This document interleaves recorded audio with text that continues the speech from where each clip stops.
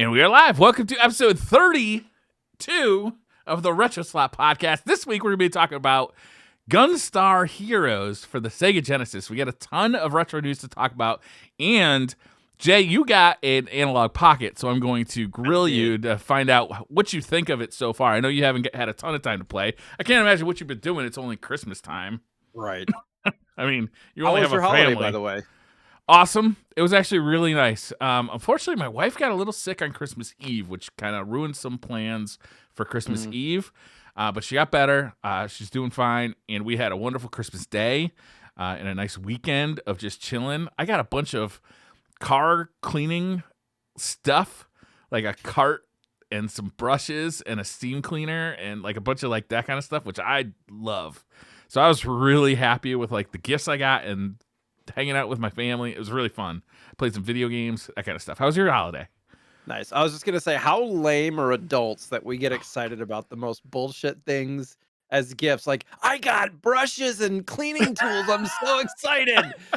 I got a cart. And I'm like, oh, this is the nicest cart. I'm going to put all my cleaning stuff for like detailing my cars in the cart so I can wheel it around the garage and the driveway and just keep all that stuff. And the steam cleaner, like, it's really nice. It's a nice steam cleaner.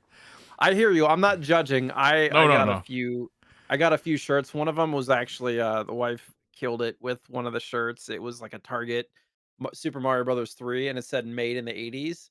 Nice. And it's got like a bunch of colors. But I was like, as soon as I saw it, I was like, wait a second. Super Mario Brothers 3 is a 90s game. And then I had to like look it up. In the US, it did release in 90, but it was released in the 80s in Japan. So I was like, all right. Made in the 80s, too. It says made in, not released in. Yeah. This is true. And we're gonna get real fucking like alpha nerd about this. Alpha nerd. I was like, wait a minute. It was like an officially licensed Nintendo product. I was like, somebody's getting fired. Excuse me. I have a complaint to make. No, but I tell everybody, I tell the wife, like, don't buy me games or anything like that, because one, I probably already have it, and two, like, I already spent enough money on myself for all this crap. Like, Yeah. So clothes, I got pajama bottoms and stuff, but nice. Yeah. I the one thing I didn't get that I had asked for, it was on my Christmas list, was underwear. I need new underwear, man. I'm just like running out. I feel like you should buy your own damn underwear. Well, that's what actually my plan is, to go to the store tomorrow and buy some new underwear. There you go. I put some Costco. I put some underwear on today that were, let's say, questionable.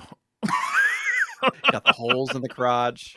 It's the waistband, like, separates from the, you know what I mean? Oh yeah, the threading starts coming out and stuff. Yeah. It's not an attractive look.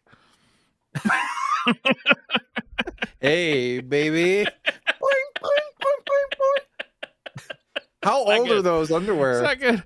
I don't really. I guess I should write a date on them, like their oil filter in your car is like you write the date and the mileage. Yeah, I do that with air filters when you're like changing out the. Yeah. But I think you asked about our holiday. It was good. It's actually snowing here, and it's like super cold. Oh, so we had a white Christmas, though. Yeah, right. It was pretty cool. And last year we didn't get to do our fancy Christmas Eve party thing that my wife's family is like friends with important people, because they were friends with them before they were important people. So they do like a Christmas Eve party, and it's all super fancy. And the platter they had, I don't know how to describe it. Imagine your kitchen counter, like your entire counter, about 4 feet high of charcuterie, like the entire counter. So it was like cheeses and bacon jam and all sorts of different kinds of crackers and cookies. Oh, I'm sorry. Hold on. Can we pause on bacon jam and just get a further explanation? Bacon jam? Yeah, what's bacon jam? So good. I don't know. It was like, it had fruit and bacon in it, and it was delicious. That does sound delicious. Yeah, and then they had like the wine out, and the best way I could describe it is it's old enough wine that it's a handwritten label. Oh shit. So it's like legit French handwritten label. I was like, what kind of wine is this? He's like, it's blah blah blah blah blah. I was like, that sounds delicious. I'll have that. Was it good? I don't know what you just said. Oh yeah, it was great. Do you drink It's wine? amazing. Like, are you? If I were to pour two wines, would you know the difference between them? Yes, but I would get a headache, so I have to stay away from red wine, so I Oh, really? typically just drink white now. Yeah, I mean, like, I like red wine, but as soon as like 30 minutes after drinking a glass of red wine, I get, like, a migraine, and so I just don't. That's so cool, man. Yeah. That's not cool. The purpose of wine is to take away the headache. Oh, we lost Jay. Jay? No, I'm good. Oh, okay. So I gotta grill you about the analog pocket a little bit. I know you Sure. got an analog pocket. Have you? How much time have you been able to put into it? I should ask, just so we Not get much. expectations. Not much. Okay. Maybe 30 to 45 minutes of just like, I Oh just yeah. Okay. because there's been all sorts of issues with it, so I was, like, testing the buttons and making sure that I didn't have, like, any mechanical issues that I would have to get sorted, Yeah. and Anything? everything seems alright. Good. Good. I'm glad to hear it. Yeah, there has been. Well, it's always hard to judge these things, right? Because I follow the analog pocket Reddit and I follow the analog Reddit. And on both of them, people have been posting about hardware malfunctions, hardware slash software malfunctions, which, Mhm. to be honest, you know, you expect to see when something first launches. It's disappointing anyway, though, and it's also Right, hard to judge how many of them there are when you don't really know how many of these things actually came out in the world, right? It's like, right, are there 100 people making a lot of stink about this, or is there 10,000 people making a small stink about this? It's always hard to right. judge. It's But you tough haven't had any because issues.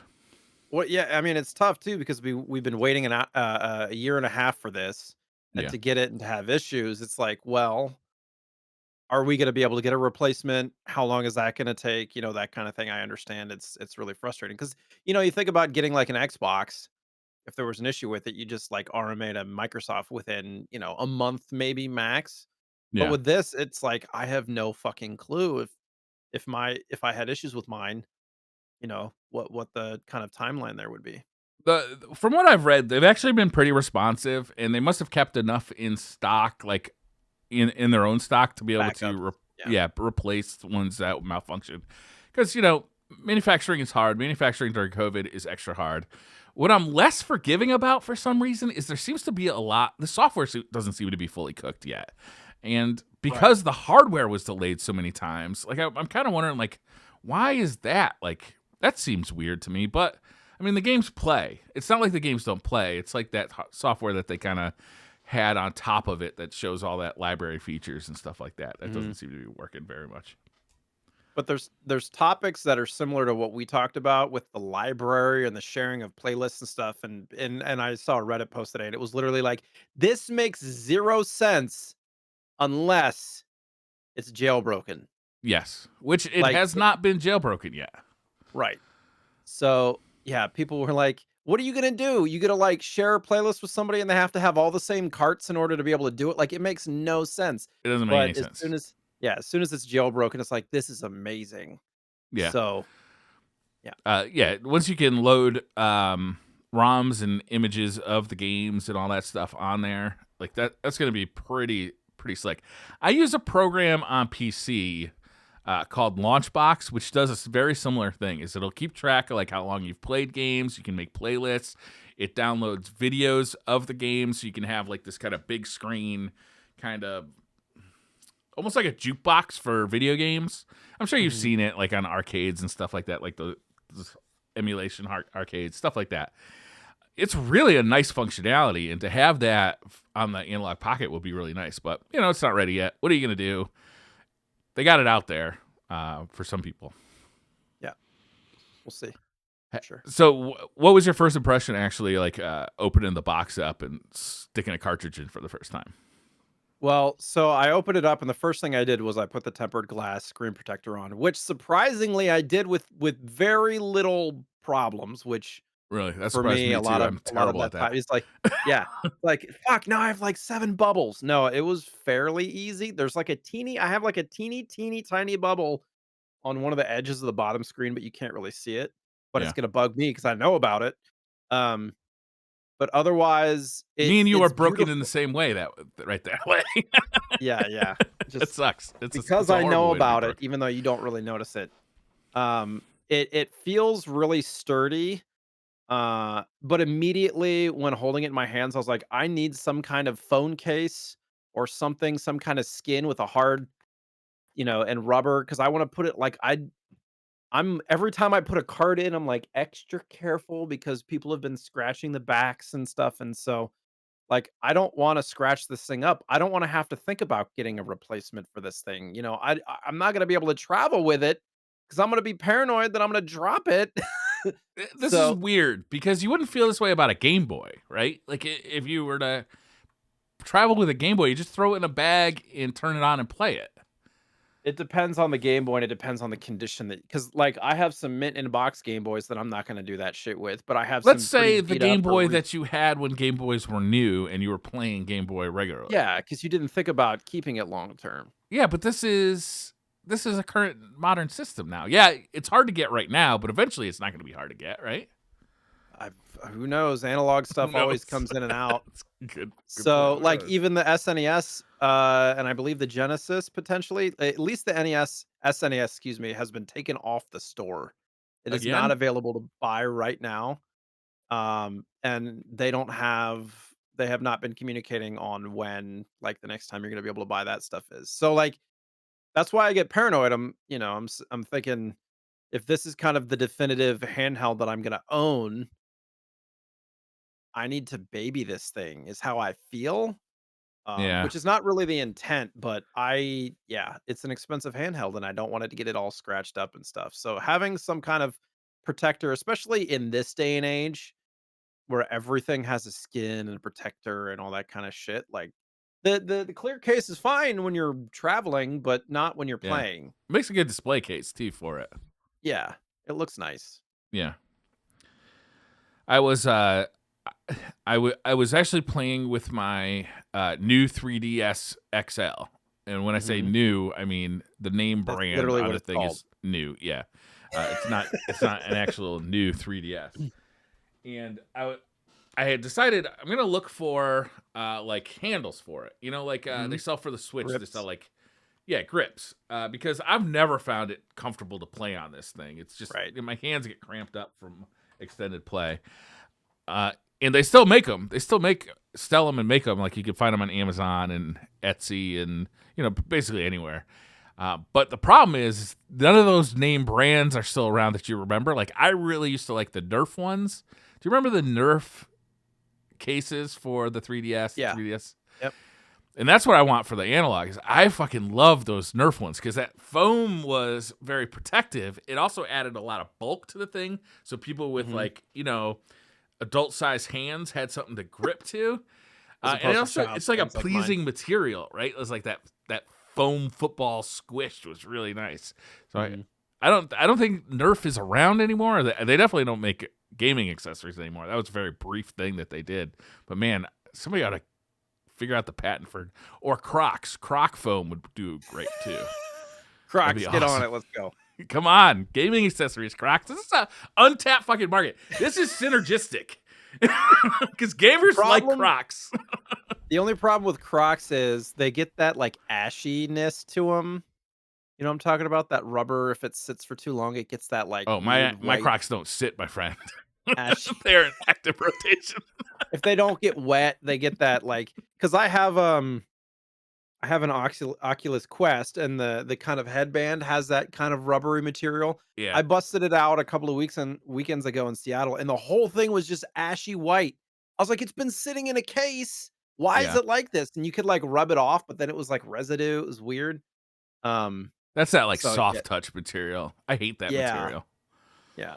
Um, but somebody suggested too for, the back when you slide the carts in, they're like, what if you put like Yeah, some screen protector material on the back there? I was like, that's a good idea. So that that's when not a you're bad sliding idea. it in and out, it protects the back and it's not an obvious thing.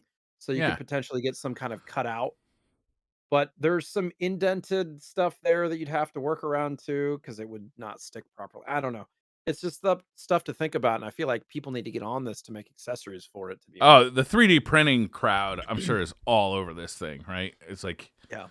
The same Well, people who make like all the retro gaming accessories, they make a ton of shit. It's like they make SD card holders for Sega Dreamcast. They make, I mean, what do I have?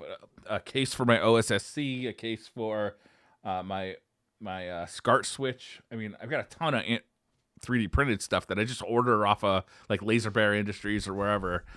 right. You know, they just make like specific stuff like this. So I think there's like some of those people have kind of bad feelings about analog. So I don't know who's going to jump on board with them or not, but you know, I'm sure people will. I did see somebody created a design for like it's an open it's an open cart slot. So somebody created like Yeah. one of those almost DS Lite cartridge slot, or you can use a DS Lite cart slot if you have one of I don't think those. I You know know what you the mean. so DS a like car DS Lite slot. has the DS cart and then the GBA cart on the bottom. Yeah. So the GBA cart had like a shield that it would go in or go inside of it. Yeah, yeah. You might not have one. Yeah, No, so you don't I don't have the think I little have a. protector. It came with a little protector plastic piece that just sat in there. It's like a dust guard almost. Oh, And okay. so they made people either use that or like a 3D printed kind of thing to sit in there to protect the contacts from dust and stuff because that can be an issue long Oh term. well, especially if a hand if a jailbreak does come out and people are just playing games off of the ROMs, Right. then it'd It's be got nice to the be able to protect SD that. the micro SD card slots on the side too, so Yeah. it's kind of But or you pops could in just there. get a cheap game to just leave in there all the time. True. Yep. So once you unboxed it and you turned it on, you put a game in there for the first time. You turned it on. What'd you think? It's a bright ass screen. Yeah. So bright. Um and there's some minor annoyances. The buttons are not super tactile in my opinion and things like that, so you really have to look at what you're doing. Um it felt kind of awkward to hold in my hands cuz you think of an OG Game Boy and you hold it pretty wide with your hands, but it's thinner, so you really kind of have to. I was putting my pinkies, and I don't have huge hands. I was like putting my pinkies under it, almost like a phone, which didn't feel super comfortable. Um, so I don't know if I can find like you said, almost like if they come out with some kind of grip for it or something would be pretty nice. But Somebody will. yeah, it sounds amazing. It looks amazing. Just having again, minor annoyances, having to, like, turn it off to pull out the cart to put a new one in to turn it on was not ideal. There might be an easier way to do it, but I haven't figured that out yet because it takes a minute for the UI to boot up and stuff. It's not instant like a Sure. Game Boy was. So, little things like that, but ultimately, it looks amazing, and I'm excited to play because I wanted to play through, like, Golden Sun 2 because 'cause I've never played through all that, Metroid Zero Mission, and Metroid, Fusion and stuff like that. I really want to go through those. So I'm ultimately really excited for it. I just don't know how or if I'm going to travel with it. I might just end up playing in the house for now, which I don't leave the house, so it's fine. Yeah. But Travel. Who travels? yeah, that's the idea. Well, I have been extraordinarily jealous. I can't wait. I did order a Pocket, but I got in on the December order, and I got an email that I won't be getting one until Q4 of 2022. So it's going to be Yeah. a while till I get mine. So I figured, all right, well, that's okay. I got through this far without one. I could certainly make it another year, right? So I have actually pulled out my, as I mentioned before, my 3DS XL, new 3D. Why, Nintendo, do you name things so stupid? Yeah, And there's the I really fell in love with Metroid 5 on the Switch this year. Samus Returns. Yeah, no, the one for the Switch. Now I can't. Oh, Metroid Dread. Dread. Yeah. So I knew that the creators of Metroid Dread had also made Samus Returns, like you just said, and I actually owned it. I just had not gotten around to playing it yet. So I booted it up on my new 3DS XL, and I was playing it, and I was like, okay, I'm really digging this actually, but I'm not digging actually playing on, like, I've never been a DS player because frankly, the thing is too small for my hands. It's never been comfortable. And the gimmick of a 3D screen never really did much for me, right? It's cool to see at first, but I don't know. It had its moments for sure, but like it wasn't enough to make me play on the 3DS. So I decided, what is the emulation scene like for the 3DS? And I found it's actually pretty robust. So I downloaded an emulator for the 3DS, and then I was able to actually copy my cartridge to my computer, and I am now playing Metroid Samus Returns on my computer at 4K, and I'm having a ball. Like, the game is Nice. very, very good so far. I've only put about 4 hours into it, so like I'm still early in the Metroid game. But it feels very much like Metroid Dread did. Like, it, obviously the graphics aren't as good because it's for a lower power system, but I'm playing at 4K, and it's performing flawlessly, very low input latency. It feels great. It was surprisingly easy to get up and running. And like, you can download ROMs obviously off the internet, like that's a thing. But I really, I own the cartridge. I wanted to play my copy of it digitally. And it wasn't that hard to figure out, because you can actually transfer the game onto an SD card, and then from an SD card into your computer, with just a few software hacks. It's pretty good, and it's like a really good experience. The weird thing about it is, obviously, the DS and its successive platforms had two screens, so you got to figure out, okay, what am I going to do with two screens on a TV? But it's actually pretty easy to figure out. Is you can put them side by side. You can put one on top of the other. You can make one big and one little in the corner, so it really takes up most of your screen. And then if you just hit F9, you could swap them. So in Metroid, obviously you got your map on the little screen and the gameplay on the big screen. But sometimes you really got to take a look at that map. So you just hit F9 and it swaps to make the map the big screen. And you can, okay, there's where I want to go. And then, it works pretty good. I've been pretty surprised with it. Sweet. Yeah. Now I own a few different like 3DS, 2DS, 2DS XLs and all that stuff. But I used to be big into the DS Lite and that era, and the DS and the DS Lite and stuff. And Yeah. yeah, for some reason the 3DS, 3DS XL, all that stuff I never really got super into. I think that because that was, when did that come out? The 3DS. I feel like that was the Xbox One era, right? So I wasn't really Maybe leaving the house a whole lot at that point. So if I was still doing like drum corps tour and stuff, I probably would have taken those along with. But yeah, I didn't really 2011, the travel very much. 3DS came out. So about three years before the Xbox One. The original 3DS, the Yeah. kind of tricky one. Well, there's the DS. That was the ugly one. The The 3DS thick came boy, out in 2011. thick boy DS, I believe, was 2003 because I remember I had pre-ordered that going into college, and I remember the games that I pre-ordered were Madden and Super Mario 64 because Wow. there was like 6 games on the pre-order list that you could get. There was not very many. Ugh. But then That I was also the console that Nintendo apologized for how bad the software was. it was so bad. Uh, I mean, Super Mario 64 DS was a solid game, but I had already played through the N64 one, so it was like Yeah. it was just a novelty at that point.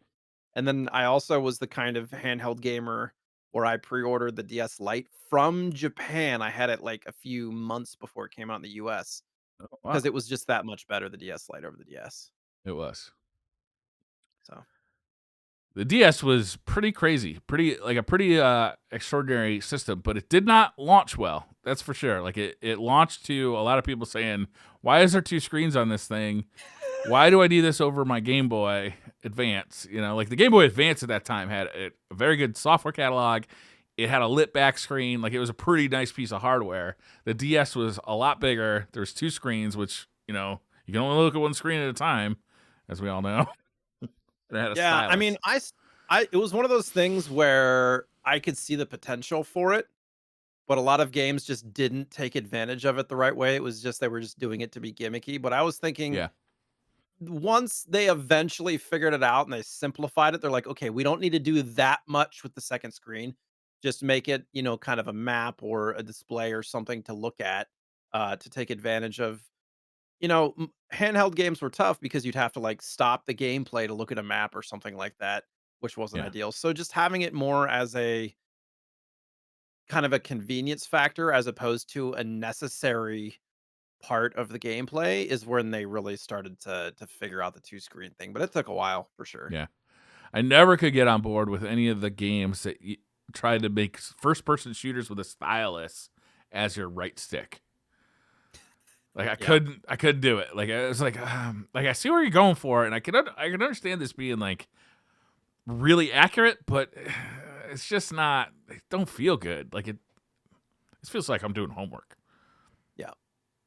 Puzzle games and things that were more That works. reaction time based worked well with the Yeah. touchscreen. Like, I don't know what that game's called now, but people literally still use like old tablets and stuff with the pen to play most efficiently.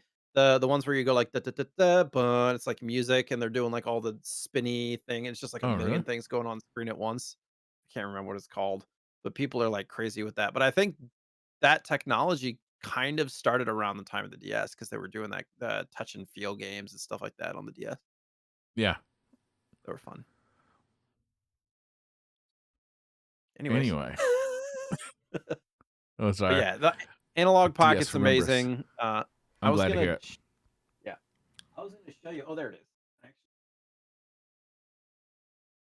so I bought this way. So this is something that you're looking for. So this is a 2DS XL, and it's got Yes. like a skin on it. But when I bought it, it came with this like grip thing. Rip. Yeah. Yeah. That's what I gotta get.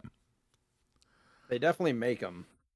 And it even has, like, a built-in kickstand, it looks like this one does, Oh, kinda like the lovely. Switch, which why would you display it that way? I don't know.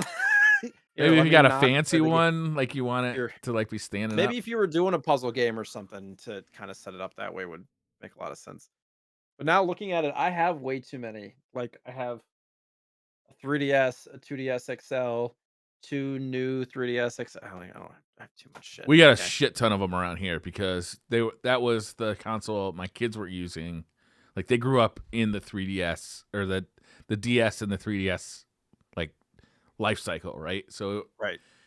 and they were constantly refreshing them, right? The DS, the DS Lite, the 3DS, the new 3DS, like the jumbo versions, like all mixed in there. So we're constantly getting them new ones because they loved them and they used them all the time, right? Because they're constantly playing with them. There's so many good games for them too. I wonder how collectible that is at this point. I bet there's people out there, right? It's not quite old enough that it'd be like quote unquote retro, but I bet for a lot of people, like it will be like the games they remember best, right?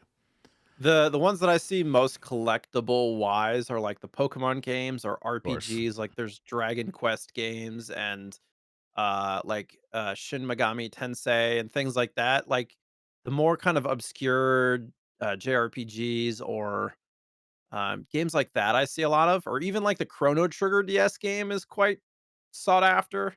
Mhm. Just I don't know why. It's because they say it's like the definitive version of that game to this point, but a lot of I the might have stuff to can still be download had for relatively cheap. Yeah, right? it. I don't know. I went to my local like retro game store. That's actually where I found Metroid: Samus Returns, and they had a ton of 3DS stuff because Mhm. I think a lot of that stuff got turned in when the Switch came out, and it hasn't quite mainstream become collectible yet. Mainstream. I I'm sure like the people in the know to look for it, and probably I do Pokemon. yeah. I do think that the 3DS stuff is going to be mega collectible because it is the end of an era. I don't think Nintendo's ever gonna go back to traditional handhelds at this point. The Switch isn't that far off of its traditional handheld. The only difference is it plugs into a TV. I mean, it's a tweener between Yeah, handhelds and regular consoles, but it's not small screen, small input, all that kind of yeah. stuff, but It's definitely not as portable. right. I think they will make a more portable version of a Switch, even more so than the Switch Lite at some point, maybe with like a foldable screen. I don't know. I That's what think I the Switch is envision. going to be incredibly collectible. Yeah. There's so many different versions of it out already. Yeah. like the Animal Crossing one, the Pokemon one, the fucking Fortnite one. There's And then there's so many rare games already that are already worth a lot of money. yeah, It's gonna be crazy. yeah. Anyway, there's some news. You want to talk about news, or you want to talk a little bit more about your pocket? I mean, I'm happy to hear about the pocket. It's I wish I had more to talk about at this point. Well, you'll have to keep us updated for sure, Yeah, because as you get more time to play, right. I literally got it. Yeah, it was like Thursday of last week, and then like Friday Christmas was Eve. Christmas Eve, Oh, and okay. yeah. Yeah. So it was a little bit of a crazy couple of days, but I opened it and just wanted to make sure that nothing was broken. Yeah. Essentially is what I did. Understandable. And yeah, today I plugged in Gunstar Superheroes and played like a level or two just to see how that felt. Because Yeah. I happen to have it already, so I was like, might as well. That's the Um, sequel to this week's game, correct, Gunstar Heroes. It's the correct. only, I think, Yeah. the only place they've ever released the sequel. Although they've come out In with the Gunstar US. Heroes. In Yeah. the Okay. US, yeah. There's Japanese and European versions, and there's even like a Japanese PS2 game, Gunstar Heroes, which What? is interesting. Yeah, pretty sure. Oh man, I gotta find that. Gotta double check that. Google how to emulate PS2. Yeah, right? Wait. Wait, where'd it go? I'll look for it in a second. Okay. As far as news, the first thing it's funny because I was looking at news and this literally happened yesterday. So, a company called Panda, or actually, that I don't think the company's called Panda, but the name of the input controller is Panda GameCube controllers, and they had a Kickstarter up with a goal of $100,000. And in a very short amount of time, they raised almost 2 million. So imagine a definitive controller similar to like an Elite controller or a Scuff or something like that, but for GameCube. And the like Smash Bros. Melee community was really digging into this, and it was like a very kind of modular, customizable, really high quality part kind of controller, and it was like under $100. It was like $90, and it just went absolutely insane. And I was excited about it, and I was going to think about potentially pre-ordering one, and then I click it, and it goes funding canceled as of the 27th, which was literally yesterday. And then I went and looked at the update, and they said basically, all of the kind of supply manufacturer issues that are happening, especially in China right now. Um, they don't know when they would be able to manufacture these. And they said against kind of the analog idea, they were like, we don't want to hold your money for an indeterminate amount of time. So we're going to cancel and refund everybody's orders and try to figure this out and like reopen at some point potentially down the road. They're just they don't know how or when they can get this stuff manufactured, so they didn't feel right holding people's money. Yeah. But if you look at this video, it's on Kickstarter. It's called the Panda GameCube controller that works for the Nintendo Switch, PC, Wii U, and stuff. And it looks amazing. You can do it hardwired or wireless, and it's kind of like a Wavebird style. Yeah. But I'm pretty sad that this had to get canceled. But I Yeah. That's too understand bad, it's man. tough. Like, I wonder if we'll still see it come out though. Like they know that the market's there for it, and maybe it's just a matter of like, well, I don't think we can make this right now with the way the world is, but next year it might turn around and we can just make it because we know, I'm sure based on this Kickstarter, they could go to any investor and say, hey, there's Right. obviously a market for this. What do you think we just make this thing, and they can make it. They did say they were looking for investors, and I saw there was comments like, "I would love to help out. How can I, help invest in this?" So Yeah. it's very possible that you guys will hear and see more about this next year. But it looks dope, and if you want to check it out, it's on Kickstarter called the Panda Controller, but it is canceled as of now, unfortunately. But they raised a lot of money in a very short amount of time. Do you like the GameCube controller? Are you a fan? I mean, it's serviceable. I was not really huge into the GameCube at the time. When I'm playing I think the games that I probably put the most time into were like Double Dash, Mario Kart Double Dash and stuff. Played on a friend's GameCube quite a bit, and it worked fine. Yeah, I'm I not liked big it. I into never had a Smash problem Bros with or it. anything, but a lot of The people button think that the layout was game. always a little bit weird, but they're going with the same button layout here, so Yeah.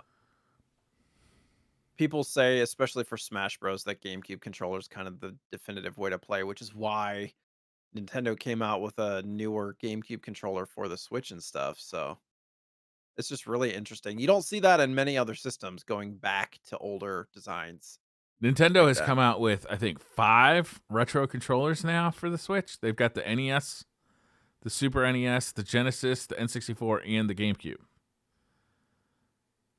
Isn't that Which the crazy? N64 and the N64 ones are crazy hard to find right now. They're going for like $150 on eBay. Yeah. Wow. Yeah. Which I thought the They've kept those $60 in whatever stock price tag. though. Unlike the retro consoles they've done, like the minis, they Mhm. continue to sell the controllers. Yeah. So hopefully they'll come back in stock. So weird to me how they just kind of stopped selling the SNES and NES classics. I have no idea. I don't understand that. It doesn't make sense. Like, why would you leave that money on the table? Like, I don't Yeah. get it. They did a It's reprint at some point, but yeah, generally speaking, they don't continue to produce those. There must be some kind of manufacturing thing there that causes that to happen, but who knows? how Weird to can there me. be? I mean, Android. It was just an Android device, right? Or not That was Android like a device, but it was an ARM chip. like a That Raspberry like Pi inside of a UI. the hardest thing to manufacture there would be the plastic that looks like an NES. Yeah, weird. Yeah, I don't understand that. I don't understand why they wouldn't just keep selling that. So we've The- talked a little about a little bit about like speed runs in the past, but it's not really a yeah, huge focal point. But I thought this was interesting mainly because it's Rainbow Road. So somebody came up with a new world record for Super Mario Kart, which is almost 30 years old at this point, on Rainbow Road, and I believe he was streaming it at the time. What's his name? Uh, Crap, I don't remember. I'm looking for it, but he shaved like a second or a half a second off of his time. And if you watch this, it's like a minute and 26 seconds. And it Anti-Star is his name. And he's using Donkey Kong Jr. And you have to like hop over the corners and stuff to make this speed run work. But it's just crazy how 30 years later, and this is on the PAL system, which is different than the NTSC as far as timing goes. They all have their own records and everything for every course. It's crazy. But this there's a is lot, PAL. yeah. Oh my god. Well, they're working with like 10 less frames per second, so of Yeah, course it's gonna be faster. because that's how logic works.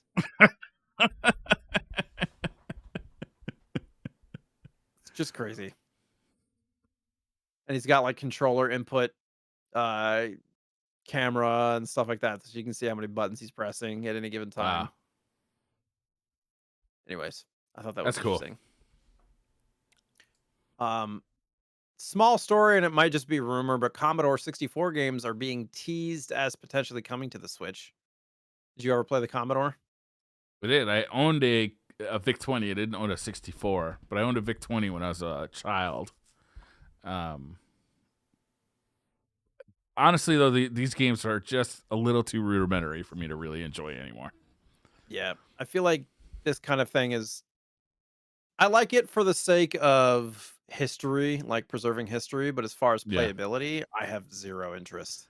Yeah, I'm not going back to these games like thinking, "Oh, I can't wait to get back into." I can't even name a game,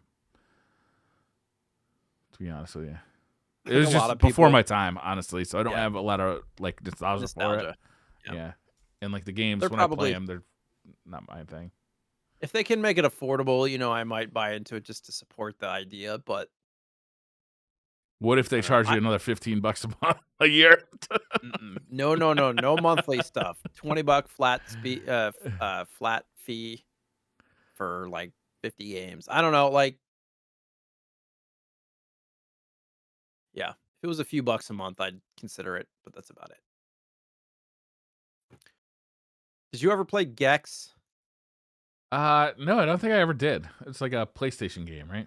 So it was PlayStation and N64, I believe, is where it started. But Square Enix has gotten a new trademark for Gex. So for those that enjoy the lizard with the sunglasses that look like they're from the Matrix, uh, he might be making a comeback potentially. Again, rumors, but there's speculation since they're like, why would they go out to make a trademark for a game that's this old unless Yeah. they're going to come out with something? Gex was of the era where all mascots, every company had a mascot, and they all had to have Tude, right? Yeah, And Conqueror. I don't really feel like that translates that well. It doesn't. It doesn't. I don't know. Maybe there's like Sonic. I feel like even Sonic, they've taken a lot of the like attitude out of Sonic to make him appeal to more modern Yeah, like sensibilities. And I suppose they could do that for Gex as well. make him like the Geico gecko. Yeah. Have him with a British accent, you know. How many Oh, geckos do we or need? what kind of accent does he have? Is it British or is it Australian? I'm not sure. It might be Australian. I don't like. Is there like people who love Gex as a game? I don't remember those games being particularly well liked. Anybody out there? Let us know. Are you a Yeah, Gex fan? hit us up. Gex Were fan? you a big fan? Because I don't remember those things. I remember those things kind of. They weren't terrible games, but they weren't anything special either. But there's a bunch of them. And they Yeah, were on PlayStation, Saturn, Game Boy Color, N64. Yeah. 3DO had a Gex game. there's a quote in this article that you linked that says, "I'd say this means nothing, but Gex is so irrelevant currently that it has to mean something." Right? That's a pretty good quote. Yeah, the last time a Gex game came out, I believe, was N64. Okay. All in that same era. Interesting. Uh somebody don't you have a yearning to play and to use Wi-Fi on an OG Game Boy, Briar? For what purpose? How does this Reading shit. benefit me? You can read shit on Wikipedia on your Game Boy, It doesn't Briar. have a web browser? You push an IP out and it finds the information from that website, yeah. Does it have a browser? Not really, no. Because that's what I want to do. Read Wikipedia at 160 by 144 resolution. That's the world we live in. That's Somebody the future, made, baby. like somebody hacked up, I mean, as far as interesting technology, you think about if they can incorporate this Wi-Fi chip into some of the new games they're creating for Game Boy, so you can play, like, wirelessly and multiplayer would be pretty dope. But from a rudimentary functioning isolation type perspective, like in a bubble, this is a dumb technology.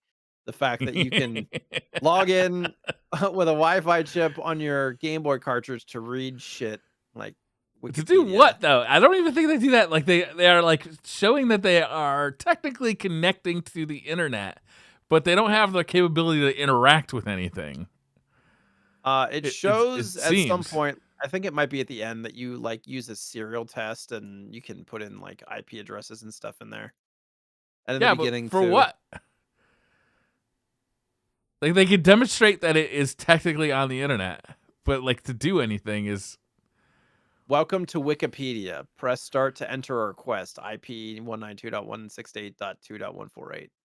Why? Like you can read Wikipedia entries. Probably anything that's like purely text based. okay. Okay, so you can technically browse the internet. I don't know. This is okay. That's awesome. If they can somehow make it functional in a you know non-bubble perspective, it could be cool. If you can Yeah. play, I don't know. Are there any we can I trade was a little Pokemon over the disappointed. internet. Would Uh, be cool. yeah, but you'd have to like build this. You'd have to like modify a Pokemon cartridge. Yeah. to have this. True. You might as well just at that point you basically better off just making it like modifying a ROM and loading it on a Pocket. That's not. Does a as Pocket fun, have Briar. Wi-Fi? It doesn't, right? Bluetooth or Wi-Fi? It has Bluetooth but no Wi-Fi, right? I don't know if it has Wi-Fi. I had to plug in an SD card to do a firmware update. So Yep. Yeah, that's weird, man. I just thought it was interesting. So the next story, a gamer does no death runs, like multiple for different games, with his chin. Because he's got a handicap and he has to use his chin to play games. And there's a video here of him doing a no death run of TMNT for NES, which we've covered, Impossible. with his fucking chin. Impossible. I couldn't even beat the game, and he's doing it without getting any turtle captured with his chin. His name is Handy Capable Sean. I don't know. He's on Twitch. HANDCAPABLE SEAN. Handy Man, Capable Sean. he's taking Donatello's staff right to Shredder's face. All right. Super impressive. We're Good for throw him. this guy a follow. I'll watch this content. This is pretty good. I will as well. Handy Capable. And D.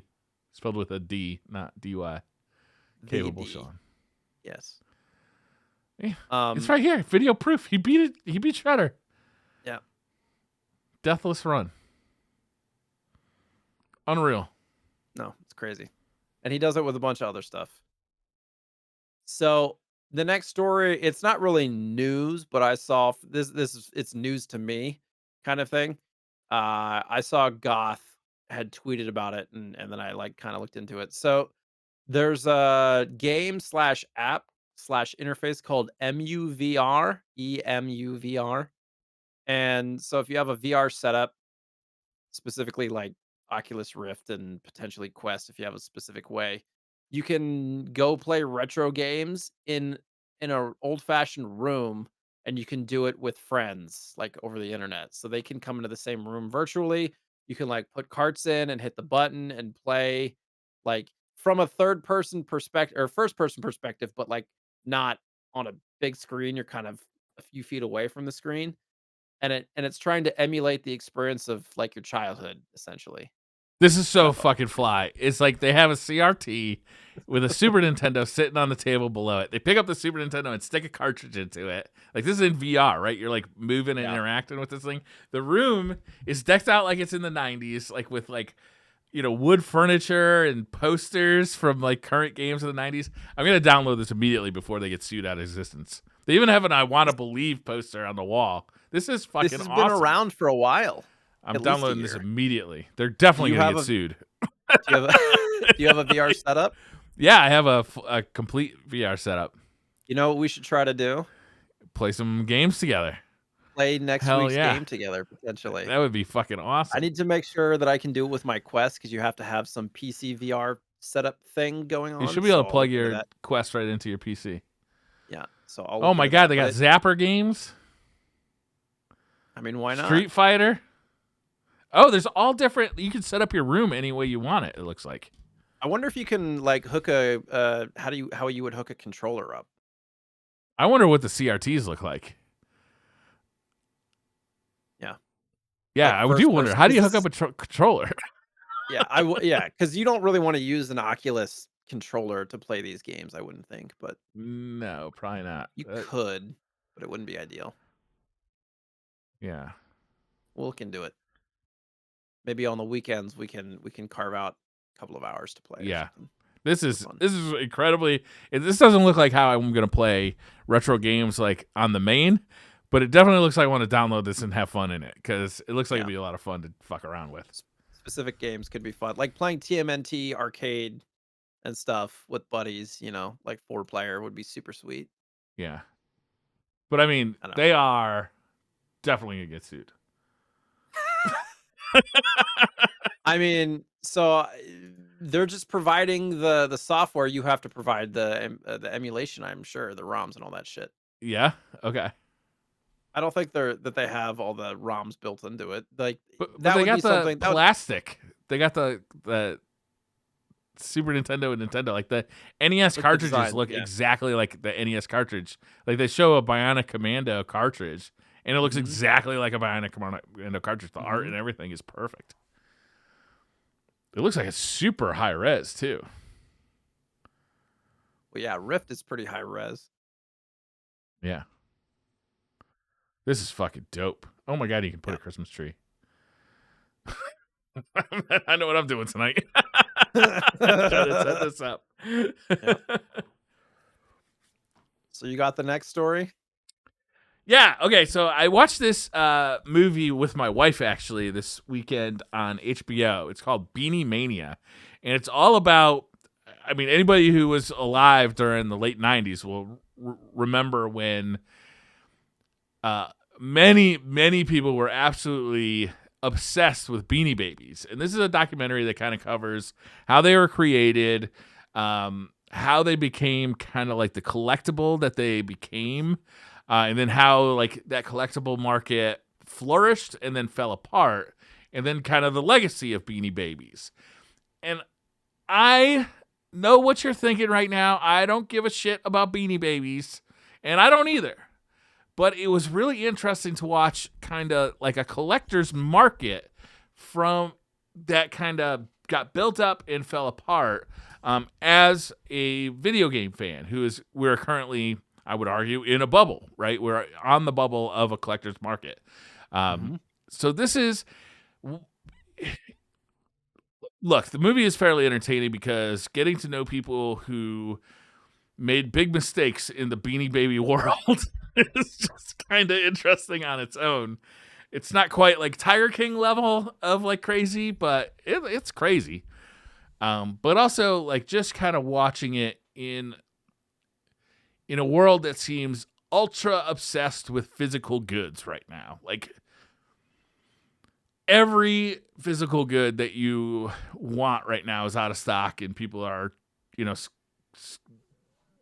using bots to buy millions of them and then sell them for double on the internet. And like nobody can get a PlayStation 5, nobody can get a Pocket. I can't get a Pocket. Um, you know, all of the consoles are out of stock, right? They're all, so it's like it's interesting to see this from a like a dispossessed, I don't care about Beanie Babies point of view, where you can just see the behavior and the actions of the people involved. Because I think that if you could do that, you could then kind of like, okay, look inward a little bit, and I can see some of these behaviors in me. You know what I I was gonna mean? say, I feel like I might be kinda scared to watch this because of some of my tendencies and my FOMO and all that stuff. I'm gonna be like, "Fuck." I think it's good to look Liquidate inside though, everything inward now. every once in a while. And I think Yeah. what's special about this is because I don't care at all about the subject of their obsession, I'm able to look at the obsession alone. You know what I Yeah. mean? Like I'm able to, whereas I'm not able to do that about games, right? It's like clearly I am very passionate about video games. Right. I don't know. I thought it was a fun watch on its own, even though I don't care about Beanie Babies. Um, and I would recommend anybody check this movie out. It's on HBO Max. It might be on Netflix too. Actually, I'm not sure. How long is it? An hour and a half. Short. I might have to check it out, but I'm a little afraid because especially recently after rediscovering, like, Mercari and getting some sweet deals and stuff, like, I'm in deep right now, as deep as I've been in the past, and I go through waves, but I keep getting to the point where and I had this discussion with a buddy, and he's like, "What's your end game here? Like, what's the plan with all this shit that you're accumulating at this point?" Because I have Yeah. more stuff than I have space, and like just the value of everything is getting to be to a point where it doesn't make sense anymore. And Yeah. he's just like, "Dude, you need to sell like everything." And I'm like, "Well, I feel like I can't because some of the stuff's still going up, and I have an attachment to a lot of it, not everything, but a lot of it I have some kind of attachment to, and it feels like part of me in a way too. So I'm like, like borderline hoarder status at the moment, and it's kind of scary. But to your point, like looking inwardly and formulating a plan and things like that is something to consider. It's not like I keep everything that I come across. I'm able to like sell doubles and all that kind of stuff, but it is difficult to not feel like I want to just keep the majority of the stuff that I get, even Right. if I don't really have any attachment to it. But I don't necessarily have some allusion to them being worth millions. But there is some consideration there. Like I got a good deal on this and it's still going up. At what point do I catch and release? Where's the apex going to be for some of the stuff, that I don't really have interest in keeping. But yeah, it's interesting. And we were talking before the show because he mentioned this and was putting it in. And in my opinion, anything that touts itself as a collectible is not going to be collectible long term because it has that fad thing where it's momentary and everybody's like, "Oh my god, this is going to be worth so much money," but everybody thinks that. And so generally speaking, all that stuff falls off. Like the coin collectible market has a bunch of those like QVC. Here's your 39.99 silver whatever coin with fuck all's face on it, and like to Briar's point, some of that stuff's not even legal tender. At what point is it just collectible for the sake of you think it's going to be worth a lot of money in the end, and it's just not? So the things that generally become actually collectible long term, comics, baseball cards, um, video games, things like that. Pokemon cards too in the beginning. They weren't touted as collectibles in the beginning. They had a purpose, they had a use. Baseball cards maybe not as much, it was more just the notoriety of having something that represented a team or a person that you liked. But as far as comics and video games, you used and you read them and you consumed them. They weren't some collectible. And there's a finite amount of them that were made, similar to coins. And once people realize that there's only so many of them out in the world and they start taking interest, then it becomes collectible, but it takes time. And Beanie Babies was one of those things that went up and down so fast. It was like over in a few years, I remember. Yeah, it was very quick. I still run across people my age, women mainly, but men too, who have like Tupperware buckets, like those big Mhm. storage buckets, just filled with them. Mhm. And they're like, we bought at a high, and like by the time it crashed, it wasn't even worth selling them. It wasn't worth the time it would take to sell them. Right. And like, I suppose actually there is some evidence that the Beanie Baby market might be coming back a little bit because now the people who were growing up during then have some nostalgia. Sure. So like, Sure. such as like that 20-year rule, right? It's like 20 Yeah. years later when the people who were young at that time and didn't have any money now have some disposable income. Like some of that stuff is becoming collectible again. But there is such a overpopulation of those Beanie Babies. Just millions of people around the world have just fucking Tupperware tubs of it. It's So I funny don't that know you how. mentioned women. My wife there's like a basket that we have of Beanie Babies. And I've looked up every single one of them and been like, "Yep, not worth it. Yep, not worth it. Yep, not worth it. Yep." And it's like that's worth $2. That's worth a Yeah. dollar. It's worth four. It's like I'm not gonna deal with that. Yeah, at the time in the documentary they talk about how like the original set of Beanie Babies held their value because they made a limited number of them and like the Mhm. people who were in that train, but later it's like they knew that they were making collectibles, so they just make a ton of them. There's like a Princess Diana like memorial one that like Yeah. millions of people bought because they thought it was going to be collectible, and of course so many. It's like the Superman comic, the Death of Superman comic, right? It's like everybody bought one thinking it was going to be a collectible. It's like a completely like worthless Right. comic because Yeah. everybody on the planet bought one. Yeah. It's interesting. So in markets like that, and even the video game market and stuff, you want to do the opposite of what everybody else is doing. If everybody's buying something because it's collectible, you don't buy, like, and the opposite. If people generally stay away from it, like obscure titles of things or things that aren't printed very many, and because people aren't going to buy them, then maybe you pick up some of those kind of things and hold on to them. But That's why, like, a lot of times, like Pokemon is huge right now, and I've bought some Pokemon cards and enjoyed opening because I like gambling, and that's basically what it is gambling. But people are buying these boxes and holding on to them sealed. I'm like, those aren't going to be worth $300,000 like the original ones were because everybody's holding on to them now. They might go up a little bit, but I'm not going to keep these big old boxes just for the sake of making $50 on one of them. Like, it just doesn't make any sense. But maybe in 20 years, if they hold on to that stuff, it will be worth. Who knows? But that's a long time. I don't Long want to hold time on to to hold on to anything that stuff. long. Some things Yeah. I wish I had. Yeah. Right. But, you have to move every once in a while. Yeah. I don't think there's anything that I feel like I should have kept as a kid. The video game stuff, like, we didn't own enough to make a difference. Really, I owned a handful of games, and we threw out the boxes like Pokemon and stuff like that. Like, it wouldn't have been crazy, but I regret not buying into Bitcoin when I could have.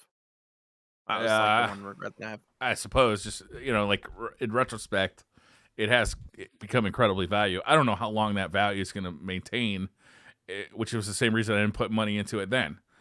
Right. Like Well, yeah, it's it's so high completely now. speculative. Your rate of return is not gonna, even if it doubled, it's like you put in $1,000, great, you make 2,000. But the risk of it going down is so high that, like, it's just not worth it. But yeah, so that's what happened. I could have bought in at 250, but it had just jumped from 100. I was like, it just jumped up. It's gonna go back down, and then I'll buy it. And then it just kept going up. So it didn't really ever feel like there was a good time to get in. Anyways. Anyways, let's talk about the combination of Contra and Jolly Ranchers candy. That is Gunstar Heroes. I had never played this game, and I've owned it for years. That's incredible to me. This is I think it's one of the most famous Treasure games and Genesis games. Yeah. But you're not that big into the Genesis, really. So, yeah, actually, it makes sense. What did you think of it? Like your first time playing it? Like, real quick, what describe this game for me? Like, how would you describe the game? So, yeah, you mentioned it. It's like Contra, but, man, like the little chibi, it's less of a gritty style. It's like Contra and, what's the Neo Geo series? Metal Slug? Okay, It's like if Contra and Metal Slug had a baby, that's kinda what this feels like. yeah, And then add some cartoony vibes to it. real But, cartoony. there's a lot of power-ups and a lot of cool weapons, and just it's just mayhem. Adds, enemies coming in from all directions, Yeah, giant bosses. The fucking, like, the second level, there's like a 6 stage boss. Like, you beat one stage, and then it brings you into another area, and there's another giant machine trying to kill you, and then you kill that, and then there's another fucking machine trying to kill that, and then it's just like back to back to back to back to back. Um it was a lot of fun, very forgiving in a lot of ways it because you can really just is. hold down the fire button, which is very convenient, Yeah, um, to not have to do that. So, and the movement's really amazing because you can slide and you can double jump and you can, kind of jump, dive, and things like that. yeah. So, It gives you um, two movement options when you start the game. You can I didn't. either run and gun, which means you can fire while you're running, or you can be stationary while you fire, so you can kind of like aim and like a turret Why almost. would you ever want to be stationary? That doesn't make I don't know. any I sense always in a play the game game like run and this. gun, and Yeah, I was like, it doesn't make any sense to sit still when everything's coming at you. I actually chose wrong one time when I was playing the game. I played this game a bunch over the last couple of weeks just because I enjoy this game and it was going to be the game of the week. So I chose poorly. I chose the stationary one once, and I didn't realize there's like a jump kick move. If you double click the jump when you're playing the run and gun, you kind of do this like Mhm. forward, like kind of slide into home base move. Dive thing, yeah. But if you're in the fixed firing mode, then you do this like jump kick that's way better because Mm. like it does a lot of damage and it covers a lot of the screen. It's a much nicer move. So in that regard, I could see it being kind of useful. Or But yeah, I mean, it's it's so like a nice to be able balance to thing. be mobile. Mhm. Especially for a lot of the bosses, I can't imagine being stationary because they move so much. They move a lot, right? although some of the bosses, your best move isn't firing the gun; it's using that like slide, Mhm. and just sliding into them to do most of your damage. Yeah, Yeah, you yeah. do a ton of damage with that. I really one of my favorite parts about this game is that it doesn't seem to take itself that seriously. Like the bosses, the levels, everything is very, I don't know, comical and kind of weird, but like fun. You know, it's just a real Mhm. lighthearted kind of aesthetic to the whole thing that it just the whole game is just fun. It's like if Mario were to be a shooter, this is kind of the vibe that I would get out of it, you know? Sure. There's one superior weapon to all of them, and Which I'm one? wondering if you're thinking the same thing I'm thinking. Okay, What's well, your favorite my weapon? favorite my favorite weapon to do well at this game is getting the two triangles, which makes the stars, the green stars, which means all I have to do is avoid I enemy haven't seen bullets. that. It's an auto homing Mhm. weapon that just homes it. You know, it just goes and attacks the enemies, and all I have to do is avoid enemy fire at that point. So I don't have to focus on aiming. I just have to focus on not dying. Which one Yeah, is your I favorite? actually haven't gotten that one. I didn't try that one. Mine the best one of the ones that I saw were the homing fire, like the homing straight fire, Yes. So it's the green but and it the like regular bends rapid in different fire. it like Yeah. bends in different directions, but it's so fast. And all you have to be doing, as long as you're looking in the direction of the enemy, it'll find it. If you're like facing this way, it doesn't fire behind you. But Yeah. um, as long as you were like facing the boss or something, it would curve up or curve down, or Yeah. it could go up or down. It could go like straight vertical, straight down, and anything in between in that cone. It just couldn't go behind you. So to your point, I just had to be facing the right direction and then, like, avoiding stuff, but yeah, ultimately, that felt the best because it was just like it's just a straight line of fire. Yes. So It's fast. more powerful than the so okay, so real quick, the system is there's like I don't know, I think there's four different weapon types. There's the rapid fire, there's the laser, there's the homing, and then there's the flame, right? Is it the Yeah, four? the kinda ball of flame. But your inventory consists of two slots, so you can double up on these weapons. You can mix and match them in any way you want, and they all Mhm. have different effects. So like if you get the homing and the machine gun, then you get a homing machine gun. But you can also get just double of the same. So if you get a machine gun and a machine gun, you just get a more powerful, faster firing machine gun. And it makes for some interesting combinations, and it's fun to experiment with over time. And I think Mhm. that adds to the fun of the game too, almost like a Ratchet and Clank, where you're just constantly playing with the new weapons. Right. I really enjoyed learning about this game because kind of the way that this game was created really kind of intrigued me because there's a fun story to it. I don't know if you knew anything about the history of this game. A little bit. I learned some stuff reading your notes though, so why don't you enlighten us all? Yeah, so like Briar said, the developers, the company's name is Treasure, but before they were Treasure, they were like Konami employees that worked on like Super Castlevania and TMNT and like all the big name stuff. But they pitched this game to Konami and it got rejected.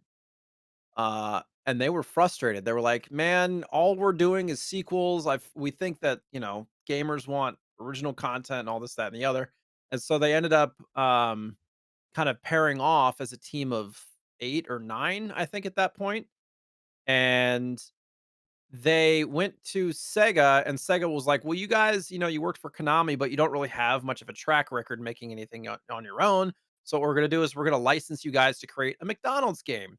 And it was called McDonald's Treasure Land Adventure for Genesis, I believe. I haven't played it. I bet Briar probably has. I have. But I had to check it out when I heard about it.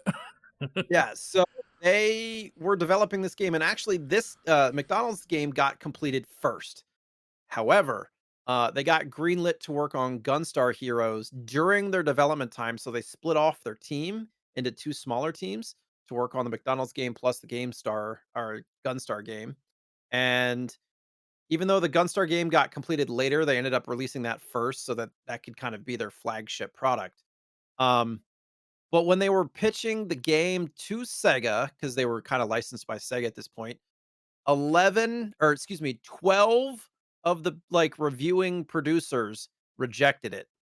And there was one, the last guy they took it to, his name was Mac Senour, approved it, and, like, apparently the history of that point in time in gaming, a lot of the sprites were giant, like, double-sized sprites and stuff like that, and Gunstar uses a lot of mini sprites, even, like, the little kind of background military guys are teeny tiny, like, doing little push-ups in the background and stuff. I thought that was super funny, but, there was a story, an interview where he was playing it, and within 10 minutes of playing it, he put down the controller, he's like, "This is game of the year," and everybody laughed at him, and he's like, I'm greenlighting it." So, if you enjoy this game, you owe Mac a lot of gratitude for him greenlighting this, and his only feedback was, "Let's change one of the bosses to not look like Hitler." That was, like, his one piece of advice. Lame. So that was, like, his one request. I don't I know, mean, it just that makes so much sense when you play the game because like right away you're like, oh shit, this game feels great. Like yeah, it's it's got that hard to define feel to it that yeah, you just yeah, instantly recognize. very responsive. Yeah. Um, they said the development team said that there was a no holds barred, kind of anything goes attitude for this kind of game. Like all ideas were considered, like nothing was shut down. So like the kind of weapon mixing and the movement styles and all that stuff, which had never really been done at that point, like at all. They were really like digging in and considering that stuff. Like nothing was really shot down on the idea front, which is super cool to think about. And they had what they had like four or like 6 to 8 people working on it. It was like game designers, or graphic designers, music people, and developers, but they all did all the roles. Like there was, they didn't hold anybody to their role, which if anybody's ever worked in a development space, that's an awesome thing because a lot of the times people are like, no, you're a music person, stay in your lane kind of thing. I don't know. It just makes me happy to know that there was an environment that was so healthy for this game. One of the mechanics in this game is you don't get hurt when you touch enemies. Uh, Right. in fact, when you run up to them, you can throw them. Like you can press the action button to throw them, or they'll grab onto you and like hold you for other people to do damage.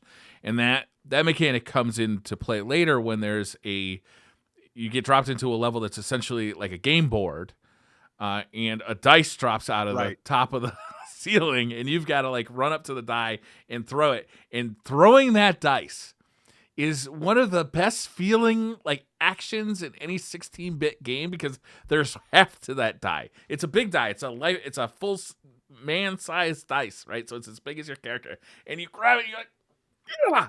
And you toss it across, and then you got to like move your character along the game board to see which boss you're going to be fighting. I And don't think I got to that point.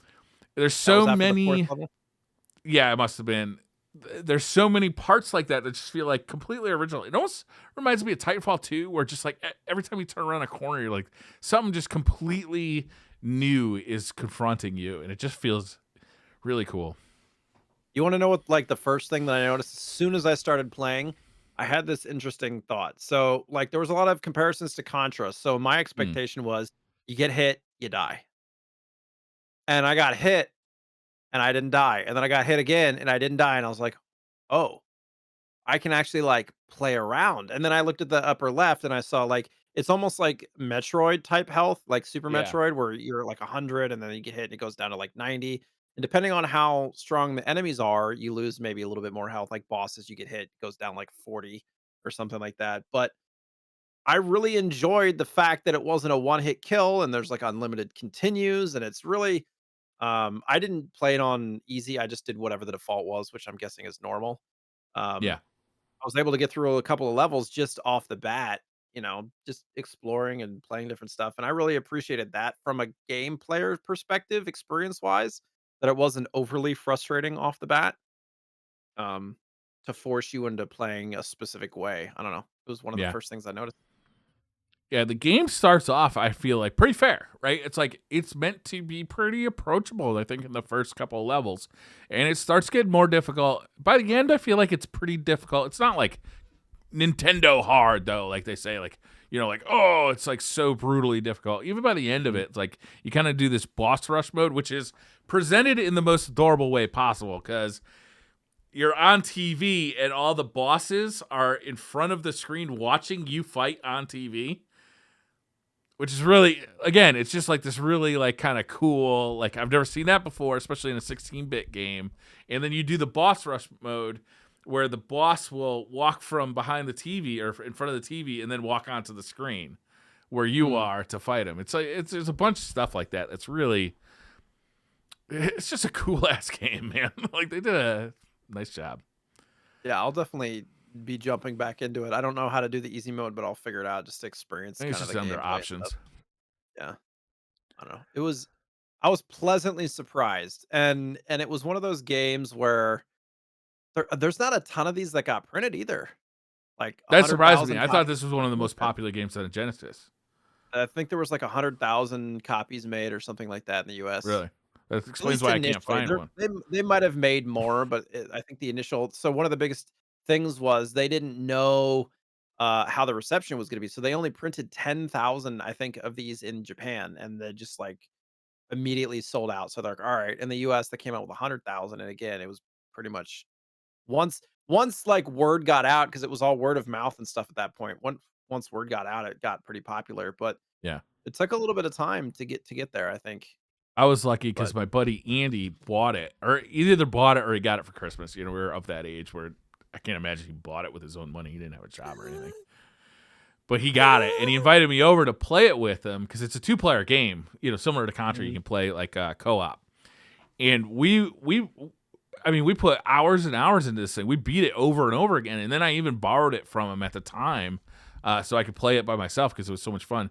Unfortunately, I don't have a copy anymore. The only copy I've been able to find is the Japanese Mega Drive version, which you actually put in the notes. It's got a different story to it, which I didn't know. Yeah. So, that is the more canon, like, story as far as the sequel goes for Gunstar Superheroes for GBA.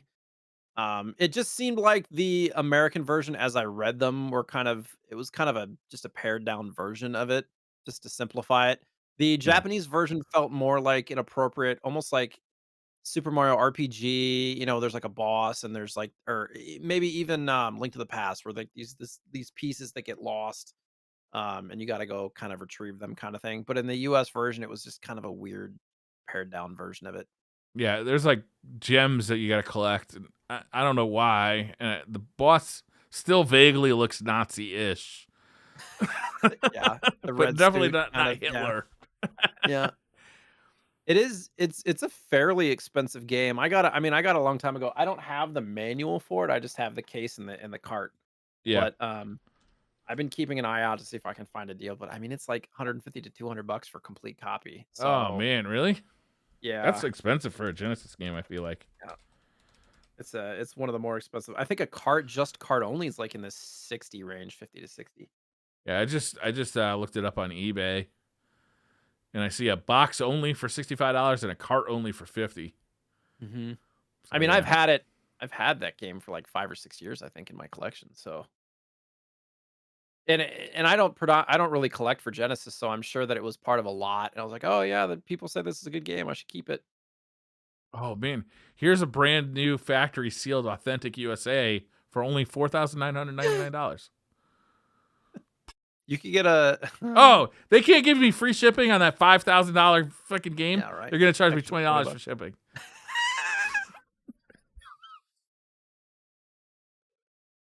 Well, I think Yeah. I'm gonna just stick with the Japanese version I have then. I like the Japanese art on the box better anyway. Oh, did you know that the original working title for this game was Lunatic Gunstar? That's better. They should have kept it. I think they said they went away Sega didn't like it because lunatic is not an ideal, like, marketing word, you It know? it perfectly describes the game though. Right. No, because they were talking about, like, it's just lunacy, just stuff all over the everything Yeah. coming in from all different sides. And then the second idea was Blade Gunner as a follow-up to, like, Blade Runner, but then they were like, "But we have that's, like, licensing issue Yeah. problems."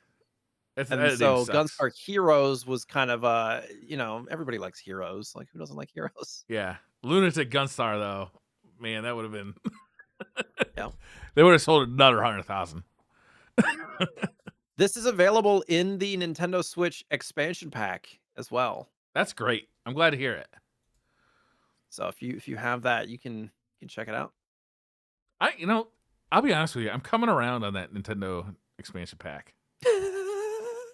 Well, if they continue to add stuff to it, Like, anyways, I really like playing the retro games on my Switch. It's just so convenient. convenient, yeah. And doing the rewind and the save states and all that stuff is nice. Not all of us have a pocket, you know. I will say, so Gunstar Superheroes is the sequel. We don't have to talk Yeah. much about it, but I popped it in and played through a level, Yeah. and it plays very similarly. I'm gonna do that tonight too. I got a lot planned for tonight. Let's wrap this podcast up. I got plans, man. It's funny though, like, so this is a GBA game. It doesn't make any sense to me. It's like $50 for just the cart, or it's like Yeah. 70 to 90 complete, Okay. which is Well, bizarre that it's not much more. I might have to get that. I'm kind of sad that Gunstar Heroes is so expensive on the Genesis. Yeah.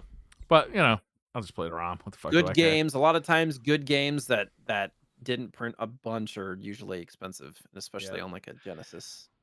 That's better than shitty games that did get printed a lot, so they're super expensive. Yeah. I'm curious how many they printed total. Looking at you, Stadium Games.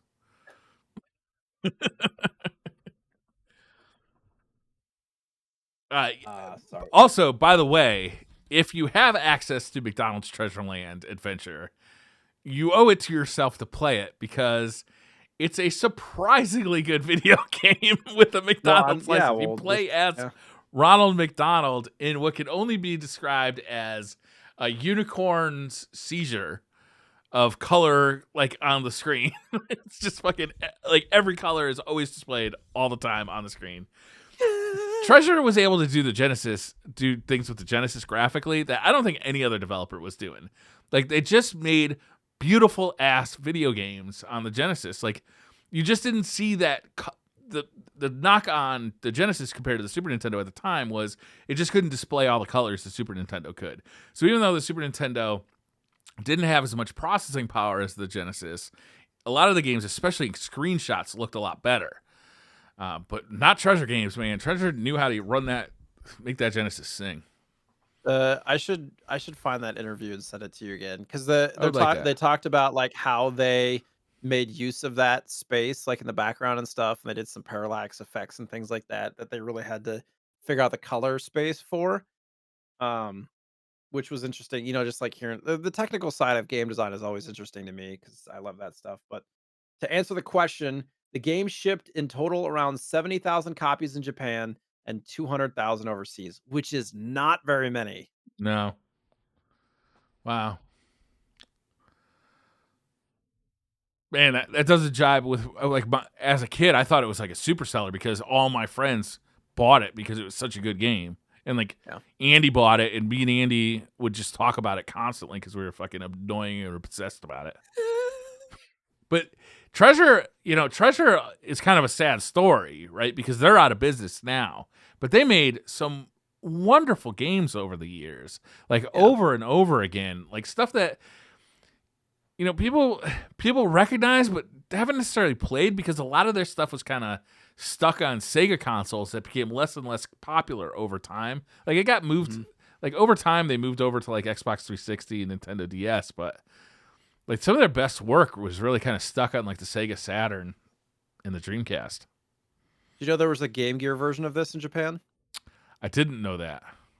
I would like to play that too. It got decent reviews. The reviewers mostly said like it was pretty faithful to the original, even with the limitations in the hardware. They had to like make some concessions, but it wasn't too terrible. But yeah, there's let's see here, Gunstar Heroes Treasure Box for Japanese PlayStation 2. I don't know if that's a sequel or what, but it exists. And it's Probably not very worth looking cheap into. either, which is funny. It's in the 50 to 80 range. What's that? I mean, I guess it depends. All of these games. Gunstar Future Heroes for PAL, Game Boy Advance, which is basically this game. Well, they made for the Sega Saturn, they made Ikaruga, right? Which is, I think, one of the most Oh, did expensive they? games on the Sega Saturn. Radiant Is that the Silvergun. same one that's No, on wait. Ikaruga GameCube? came out on Dreamcast. Radiant Silver game came out on Sega Saturn. Ikaruga's on GameCube Yeah, as I well, believe I it's on believe. GameCube as well. Yeah. Those are good games, man. Yeah. Yeah. Pour one out for treasure. Yeah. But I bet Is there those any? developers are somewhere. Okay. Should we do some pickups? Yeah. Did you get anything? I did. I got a few things actually. You got your car cleaning tools? I got my car cleaning tools. I got some portable games. I'm not as into getting the complete inbox, but I found Super Street Fighter 2 for the Game Boy Advance and Mario Tennis for Game Boy Color, which I was pretty Nice. excited about. Just kind of Where'd you hanging pick those out. up? Just at the local game store. And I also found Zelda: A Link Between Worlds on the same trip. So I found some really good stuff. I played A Link Between Worlds. I beat this game when it was new, but I have kids and DS games go missing. I've heard really good things about that game. I have not played it. It's I think it's a spiritual successor to A Link to the Past. It looks very similar to it, but it has some really interesting new mechanics, and it looks phenomenal. Like, it looks really, really good.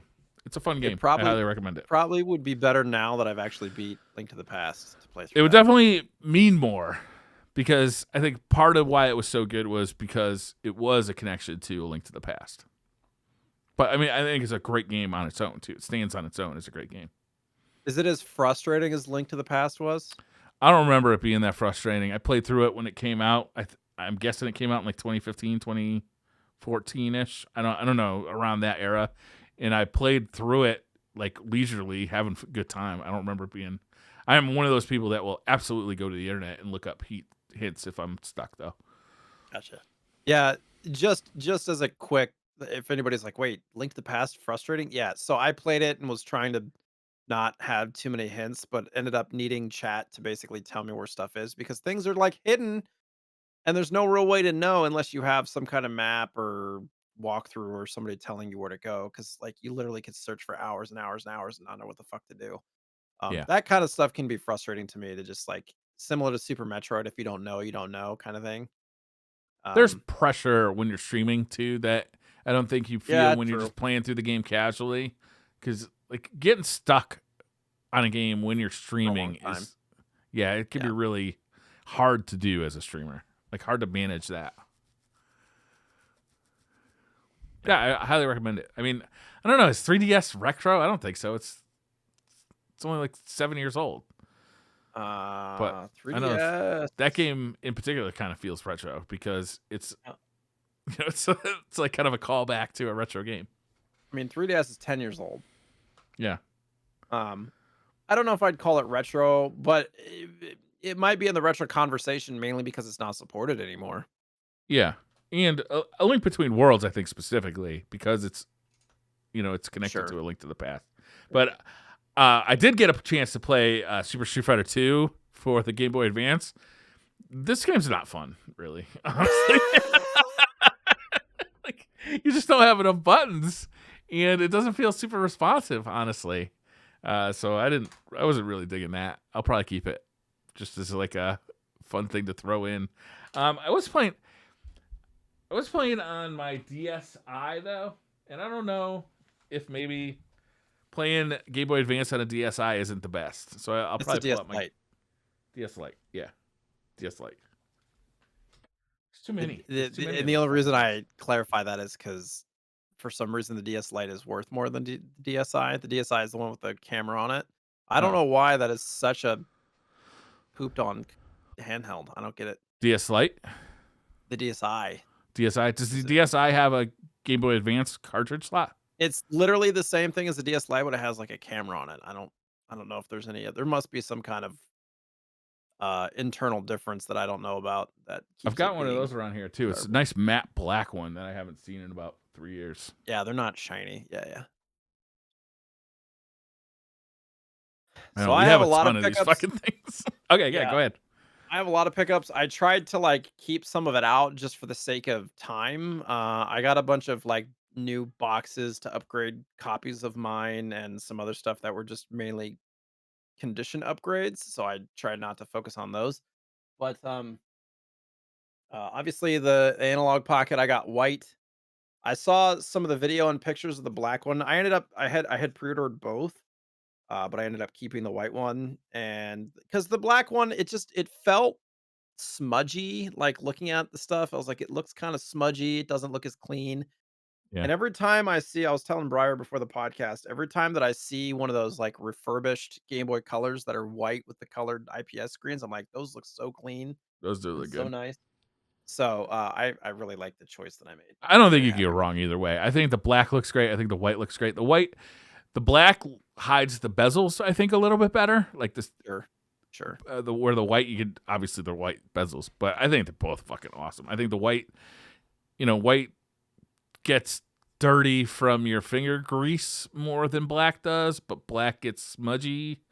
I I think they both look fantastic. I prefer not black electronics because I have a black desk and I'm always losing shit. Yeah, I mean, like everything is black. Everything that I see right now is black. Yeah. Um, so this was, sometimes I always say sometimes you win some, sometimes you lose some when you're doing eBay and Mercari and all that kind of stuff. Sometimes you get a good deal, sometimes stuff doesn't work out the way you intend. No whammies. Um, yeah. But so there was a seller, and the first thing that I bought from him was a brand new, and I don't buy accessories a lot, but it was a $10 for this. Like an original OG sealed DS stylus set from the Yeah. original DS, the fat one, which, this is like, I don't know how many years old, at least 15 at this point, 2004, 17 years old. I don't know. $10 for an Do accessory they that's did they sealed. redesign the styluses for every version of the DS? No, I think they're pretty similar. It's just mainly sizes changed because the original ones were pretty small, Okay. but they look very similar to like just even the 3DS, 3DXL ones. Just the They're 3D mostly XL missing ones, in I think, mine. are thicker. They've all gone missing long ago. So this next item had one picture, and I had to glean as much information as I possibly could from one picture, which is often hard to do. And I'll show you what I saw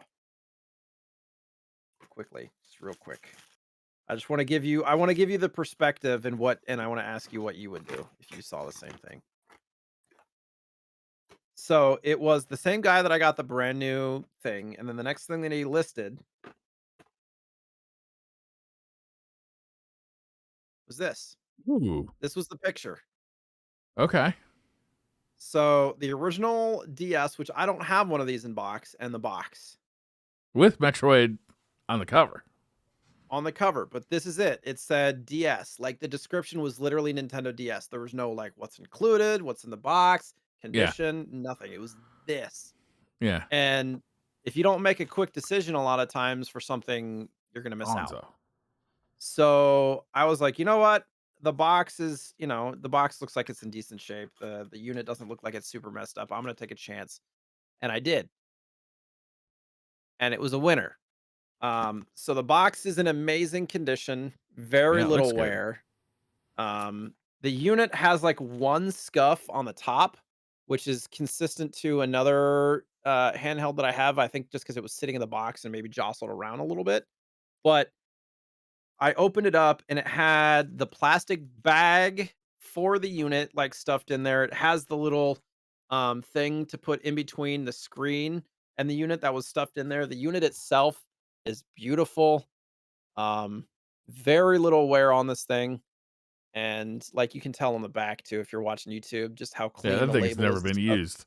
is a pretty good indication. Like it's got a couple of very light scratches on the like DS screen. But Yeah. yeah, it looks like it was used a couple of times and that was about it. But it has all of the inserts.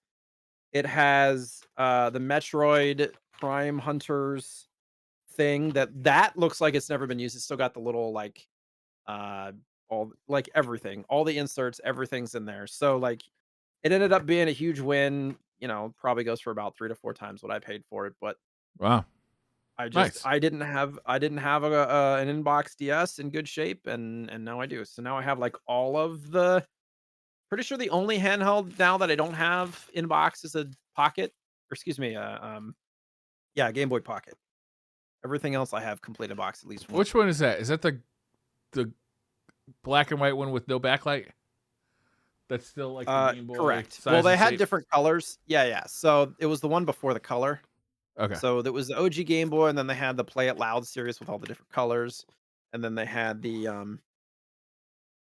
Game Boy Pocket, which was basically just a smaller version. It took triple A's instead of double A's, and then they came out the Game Boy Color, which was really the defining difference.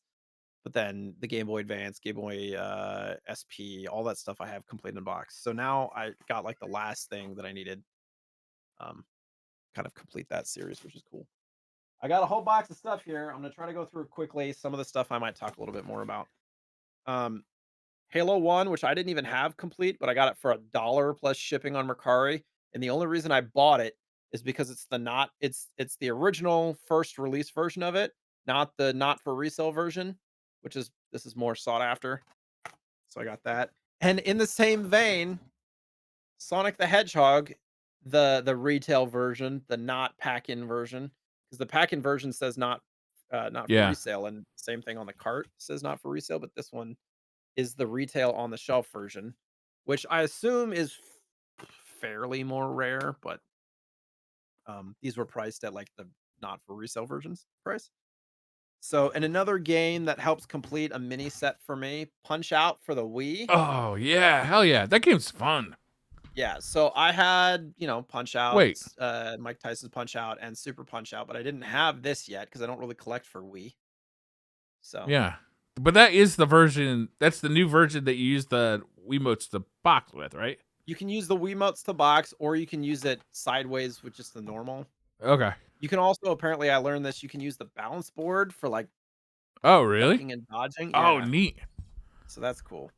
So We have adding one of that, those balance boards down in the basement. I should pull that out and I play that sold game. mine a long time ago. Yeah. Um, kind of a weird pickup, Dragon Ball, what is it? Revenge of King Piccolo, which is kind of an adventure, fighting style game. It's not like the 1v1 style games that a lot of the Dragon Ball Z games had. It was more of an adventure style. Cool. So pick that up. Um, American Gladiators for the NES. Fuck yeah. It is not a good game. It is not a good game, and it wasn't very expensive. It was like $30 for this, but I looked up video and the reviews and stuff, and it just looks terrible. It does Yeah. not look like a good game. Do you like Top Gear? The Top Gear Yeah. series? Very much. Yeah. Yeah. Top Gear Overdrive for the That's N64. awesome. So the story with this game and the next game, Mercari picked up this game and the next game from the same seller, and then I messaged him, please send in a box. You have anything else? So I got these two games from him like back to back, and the prices were incredible. And they look unused. Yeah. And They it look really it good. turns out that he's the original owner of these as well. So when I messaged him, he sent me a whole bunch of stuff, and he said all the stuff, and I said, okay, I'll take Mario Party 1, Mario Party 2, Donkey Kong 64, Bomberman 64, and Gauntlet Legends, and F-Zero X. So I got all those games, and I go, what's the price on that? He goes, 275. Keep in mind these are all complete in box. I was like, yeah, I think I can do that. There it's probably like those games complete in box in good shape probably run 700-800. Oh wow. And so he was setting up a custom listing for me, and he listed it for 500, and I started to panic because I was like, somebody could just buy it because they're worth 500 easy. Uh, but he eventually, but I was like, I can't send the offer for 275. It's too high. He's like, okay, let me fix it. And he brought it down to 300, which I snatched up at 300. I was like, I'm not worried about spending an extra 25 bucks at this point. But it turns out, so here's F-Zero X2, which I have in my collection, but the one that I have is sealed. So I didn't have a playable Oh copy. So nice. F-Zero X. I've The never other played that games, game. yeah, it's really good, apparently. I have not played it either. I didn't have a playable copy. But the other games like Mario Party 1, 2, DK64, and Bomberman 64 I left over there because I already had them. They're just like box upgrades. But this one, when I saw Gauntlet the Legends. picture, Gauntlet Legends. Do you What's in notice the corner anything? there? Yeah. Yeah. Do you notice anything interesting about this? There's a Well, there's a cutout on the window. top. Yeah. Yeah, there's a window. So when he didn't tell me that it was the version that had the figure in it when he was telling me what he had. Um, this is one of, if not the most rare game variant for the N64 that exists. And when I saw the picture and he listed it at 500, I almost had a panic attack because I thought somebody was going to scoop it up under me, but fortunately they didn't. Like my heart was racing. I was like freaking out. And fortunately nobody knew enough about it in the short because I remembered something about it, but there's not a whole lot of information about it. If you go on eBay and look for it, you won't find any. Um, if you search on price charting, there's very few listings. But if you Google search it, you can find a website that shows like historically what these typically go for over the last few years. The last three sales of this went for like $400 to $600 Oh wow. in not as good of condition. What's the With figurine? so it's a little, I would pull it out, but it's a little pewter figure called the Warrior, and I did confirm it is in there. It's in everything's in like new condition, but for some reason, you know how N64 games in box have that like tray that holds the cartridge and stuff? Yeah. He like trashed all of them. He kept the boxes and stuff, but he didn't keep the trays. Oh, weird. And this game had a special tray similar to like Star Fox 64 or Pokemon Stadium where it had the game and then the little spot for the figure. I'm never gonna be able to find that tray. Not in a million years. So So, you didn't buy a rare game. You bought a very hard problem to solve.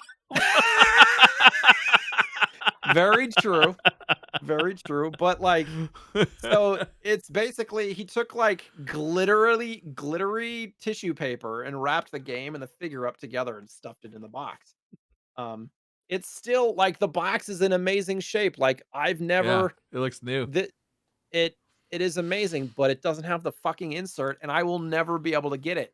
So, overall, I'm very happy with what I got and the price I paid. However, I'm like, there's I'm this not laughing at itch. you. It's just it's kind of a funny situation. So, I have a similar situation going on with Earthbound. I have the Earthbound box, the guide, and the game, but they The had big this one? fucking yes. So, Earthbound had this insert that's a giant insert that holds the little cart. So, the insert's like this big and the cart's like this big, and it just sits in the center. I cannot fucking find just the insert. I've messaged people on eBay like, "Hey, would you consider just selling the insert?" They're like, "No, I want to keep it together." Yeah, There's somebody that sells, like a reproduction one. I don't want a reproduction one. I wanna keep it original if I can. yeah. But just, like, I don't know I why I mean, stress so much would it about be it, but worth getting the reproduction one just to give the box some support from inside? yeah, because it's, like, rattling around on the inside of the box. Yeah. It's bullshit. I just Jesus Christ. Who would have yeah, thought? so it's a Who would weird throw away problem to the solve. middle of the box? Like, that's so weird. If you're gonna Keep keep the everything else box. minty. Yeah, it's a weird like, the other ones, it doesn't matter because 'cause they're just normal trays that I can replace with anything, Yeah. but this one specific one is Yeah, that's very gonna be a difficult. problem. But I can't complain because of the price I got it for, so, And yet here we are. yep. Not complaining, I'm just upset. Uh, have 2 more games, adding grails to the collection. I went to the game store, took a bunch of stuff to trade in, yada, yada, yada. Uh-huh. Bomberman 2 for NES, Whoa, look which at was that box art. Holy yep. shit. It, was one of the Yikes. games that I didn't have from the top 20 of the NES. It is Is not a that cheap game. does that play like a traditional Bomberman game? Yes. Bomberman 2. I'm A gonna look that very one good up. one too. It's a Yeah? very well-reviewed game. Not a cheap game. But it's funny, it's one of the games where the cart and the box and complete aren't, very much different in price. Like, a cart copy is, like, 200-ish, but a Oh complete wow. copy is, like, 300. It's really not that much different.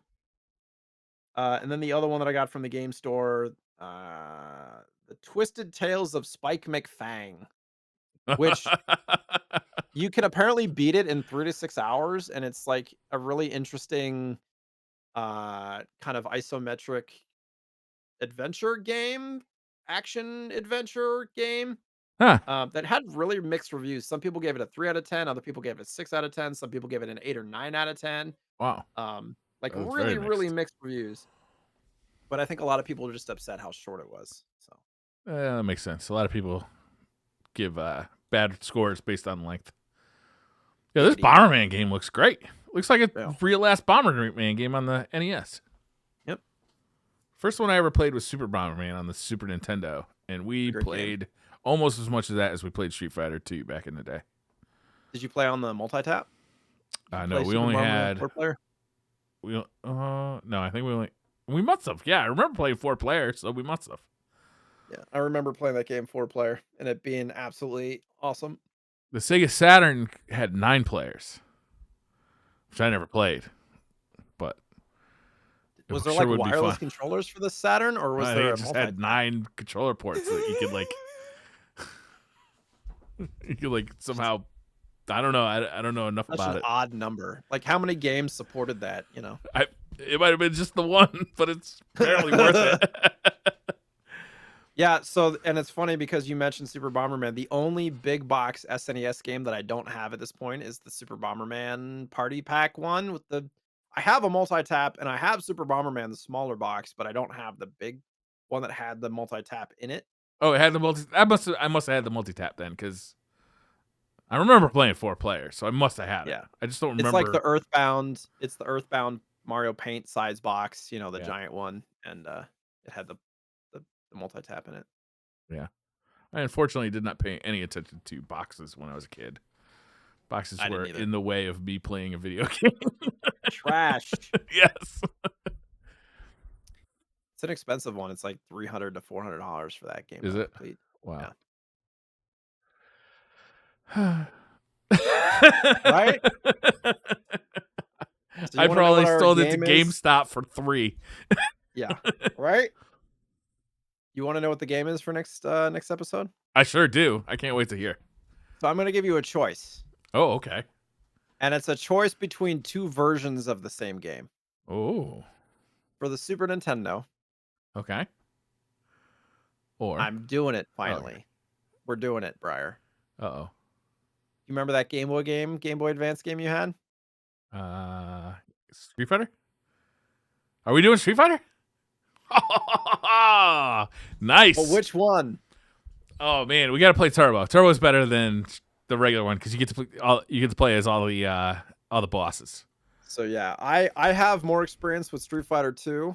Yeah. But I looked it up because there's like 4 versions of Street Fighter on the SNES. Yeah. You And got this one is those 2 kind of that in your hand. You got Super Street Fighter 2, and you got Street Fighter 2 Alpha. Street Fighter Alpha. They made a version of. yeah, so Alpha had the most characters, and then like Super Street Fighter 2, people say that it's not very good because they had to make so many concessions with everything to fit I everything still in liked there. it. I love Super. Yeah. So Street Fighter 2 Turbo is the version we're going with. Are you Okay. sure that's your final answer? Yeah, that's my final answer. I'm just glad you didn't say the Game Boy Advance version.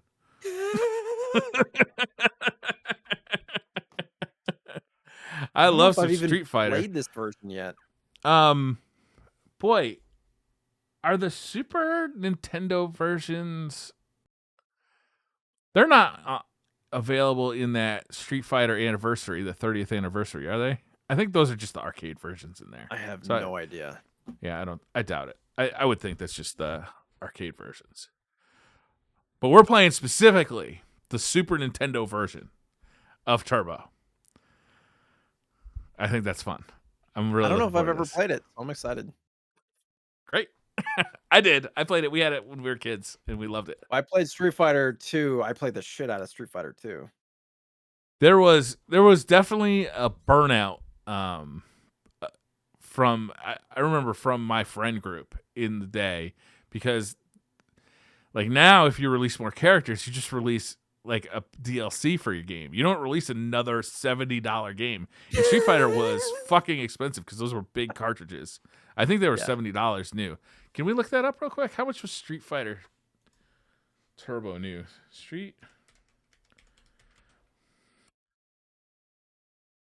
2 Turbo. Retail cost. New retail price.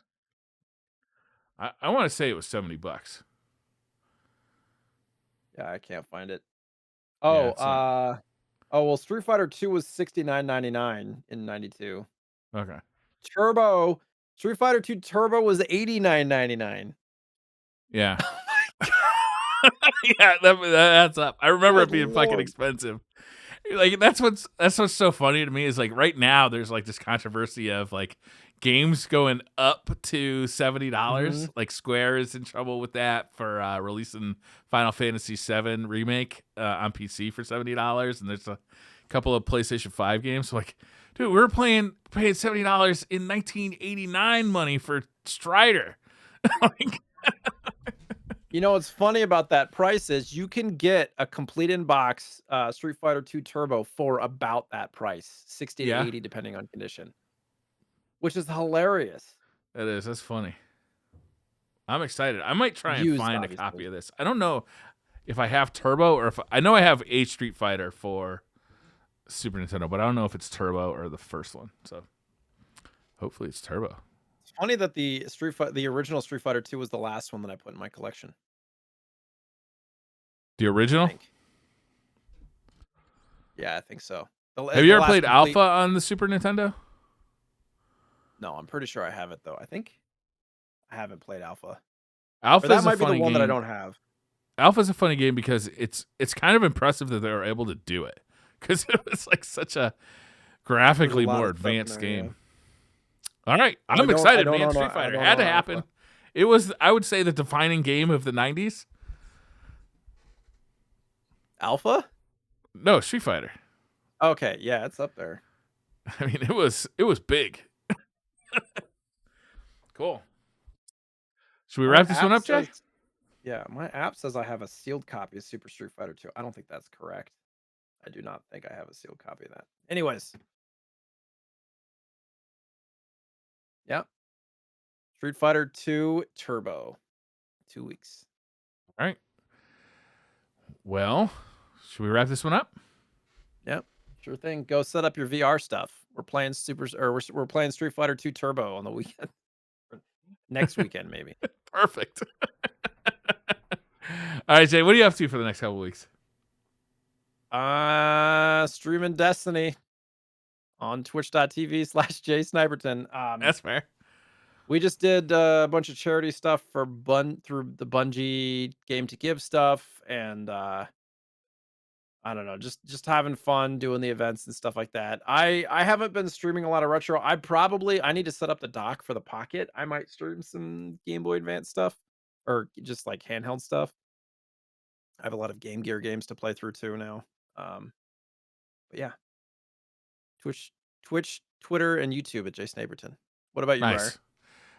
Actually, this is the only podcast I'm doing all week. I got the rest of the week off, so I'm going to be playing some video games, hanging out with my wife. She's got the week off too, so we're gonna fucking get up to some bullshit and have some fun together. Is she game? What's that? No. She will.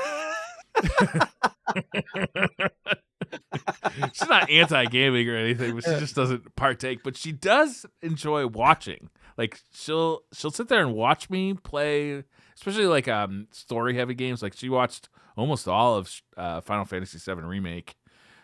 She likes the Tomb Raider games, but she doesn't actually play. But she will definitely suggest how I should be playing. Bloodborne was big on that. Yeah. Hilarious. She did not approve of my technique at all in Bloodborne. Just don't die, Briar. Just hit him in the back. What are you doing? Do you want to do it? Yeah, here. Have this. I'm moving out. Thank you all for watching. We'll see you in 2 weeks with some fresh Street Fighter 2 action under our belts. Have an amazing holiday. I hope all of your holidays are awesome, and we'll see you in 2 weeks. Bye. Bye. Bye. Bless you.